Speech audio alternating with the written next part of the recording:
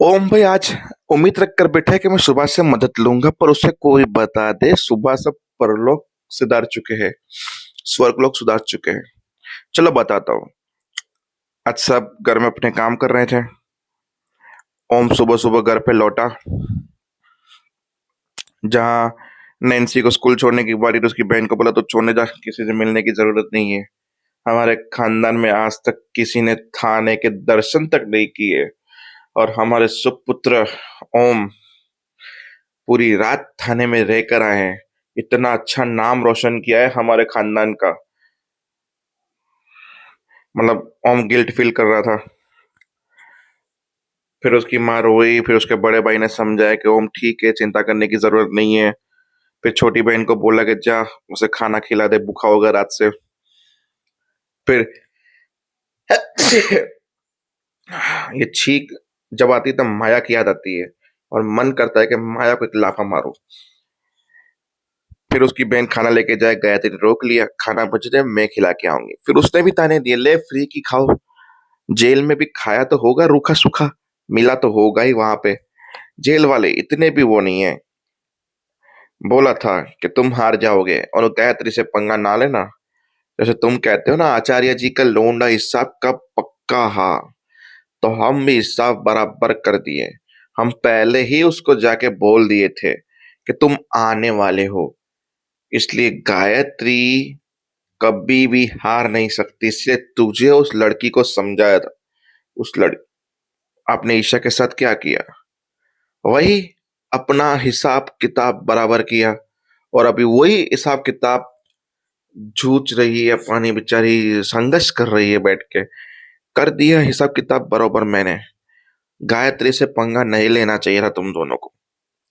समझ में आया? और रुकी सुकी फ्री की खाने की जो आदत है वो खाओ, ठूसो और एंजॉय करो। और वो जो जो बड़े बड़े वादे किए थे, 1 महीने में लड़की ला के देंगे, इस घर की बहू और नौकरी, तुमसे कुछ ना हो पाएगा। फिर बाहर गए, बोला जीएम साहब अब बड़ी डायन है, पता नहीं उस लड़की के साथ उसने क्या किया होगा। सब फसाद की जद नौकरी है, नौकरी करनी पड़ेगी, ढूंढो जुगाड़ करो। बोला तेरे पास खजाना पड़ा है और तू कहीं और कर रहा है। मुन्ना भैया को जानता है ना? मुन्ना भैया, बोला मुन्ना भैया भूल भी गए होंगे हमें, उन्हें याद भी नहीं होंगे हम तो। इतने में मुन्ना भैया की गाड़ी को जो बंदोबस्त किया कि नहीं, सरकारी दफ्तर ही जा रहे हैं हम अभी, मीटिंग है मेरी वहां पे, नौकरी का जुगाड़ हो गया है, पैसों का बंदोबस्त करो बस सर, उसी का बंदोबस्त कर रहे हैं हम। और निकला, बोला पैसों का बंदोबस्त करो। बोला है ना तेरे पास खजाना, सुभाष जी के पास जाओ और पैसे मांग ले। बोला नहीं यार, उसकी हमने मदद नहीं की, और पता नहीं है जीएम साहब वहां पर क्या कर कर आई है, बुरे वक्त पे हम उनके साथ नहीं खड़े रहे और हम पैसे मांगने जाए, नहीं अच्छा लगता। बोला ठीक है गुरु, तो फिर करो जुगाड़ कहीं से पैसों का, लगाओ, ऐसा तो होगा नहीं कुछ। अब ओम वाजपेयी अपने बाप की बातें याद कर रहा है कि मुझे गर्व नहीं है, नालायक पुत्र है, जेल में रहकर आया है। बोला बापूजी का सर ऊंचा करना है, चाहे कुछ भी हो जाए। अब ये नौकरी पाकर इस गायत्री के जंगल से माँ और बाबूजी को बाहर निकालना है। अब आते हैं ईशा बिटिया की बारी, जहाँ इमोशनली था।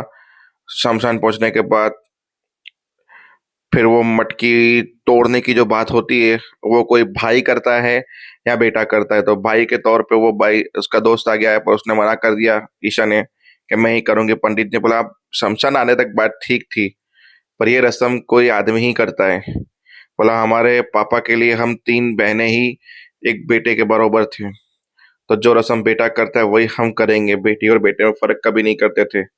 उनका घर लक्ष्मी से भरा हुआ था।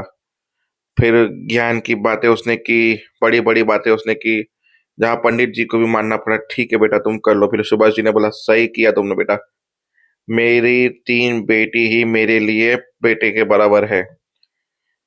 सुभाष जी मतलब ऐसे एक सीन दिखाया जहाँ से पीछे से बोलते और मारा, वो पीछे देखती है, इशारा बोलती है मत देखो पीछे। पंडित जी ने बोला पीछे नहीं देखा जाता, बस पीछे बिना देखे मटकी को फोड़ दो घूम के। ईशा घूम के मटकी तोड़ दी उसने। पीछे को मेरा सुभाष था नहीं, पर सुभाष ने शाबाशी जरूर दी। रोते हुए शमशान से वापस आए पूरी रात जलने के बाद। जैसे ही घर पहुंचे तो कर्जदार की लाइन, तुम्हारे पिता तो चल बसे, पर हमारे पैसों का क्या, हमें हमारे पैसे चाहिए। बोला कम से कम अभी शमशान से आए हैं, इतना तो शर्म करो, कभी नहीं मांगो।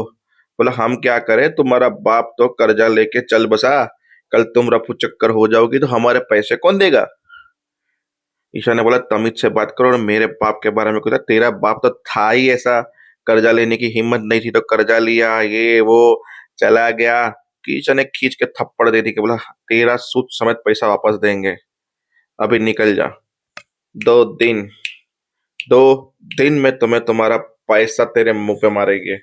दूसरे लोग आए, बोला बेचनी पड़ी, पत्थर की ये हमारी जो भी है कोठी वो बेच देंगे, घर बेच देंगे। इतने में दूसरा आता है, बोला नहीं बेच सकते आप, आपके पापा शादी के 1 दिन पहले हमारे पास गहनों के लिए पैसा लेने आए थे, जिसमें उसने पत्थर की अपनी जो भी है ईंटों की वो कोठी पूरी गिरवी हमारे पास रखी, और घर भी, जिसमें भट्ठी बेचने के बाद भी हमारे पैसे कवर तो नहीं होंगे, पर हाँ अगर घर बेच दिया तो आई थिंक कवर हो जाएंगे पैसे, और पैसे बचेंगे। मतलब आपका घर ज्यादा महंगा है हमारी लोन से, हम समझ सकते हैं आपकी आर्थिक परिस्थिति, पर आप इन दोनों चीजों को नहीं बेच सकते क्योंकि वो दोनों चीजें पहले से ही गिरवी है।